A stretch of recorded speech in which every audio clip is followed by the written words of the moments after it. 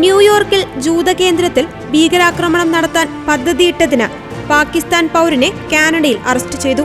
US department of justice വെളിപ്പെടുത്തിയത് പ്രകാരം ഷബീസ് ജാദൂൻ എന്നറിയപ്പെടുന്ന മുഹമ്മദ് ഷാബസ് ഖാൻ കാനഡയിൽ താമസിച്ച ബ്ലൂക്കനിലെ ജൂത കേന്ദ്രത്തിൽ കൂട്ടവെടിവെപ്പ് നടത്താനായി US-ലേക്ക് കടക്കാൻ ശ്രമിച്ചതായാണ് റിപ്പോർട്ട്. ഖാനെ കനേഡിയൻ പോലീസ് ക്യൂബെക്കിലെ അതിർത്തിക്ക് സമീപം സെപ്റ്റംബർ 4-ന് അറസ്റ്റ് ചെയ്തതായി US അധികൃതർ പറഞ്ഞു. ഈ വർഷം ഒക്ടോബർ 7-ന് ന്യൂയോർക്ക് സിറ്റിയിൽ ഭീകരാക്രമണം നടത്താൻ പ്രതി ആസൂത്രണം ചെയ്തതായി ആരോപിക്കപ്പെടുന്നു. IS-ന്റെ പേരിൽ കഴിയുന്നത്ര ജൂതന്മാരെ കൊന്നൊടുക്കുക എന്ന ലക്ഷ്യത്തോടെയായിരുന്നുവെന്ന് US attorney general Merrick B garland വെള്ളിയാഴ്ച നടത്തിയ മാധ്യമസമ്മേളനത്തിൽ പറഞ്ഞു.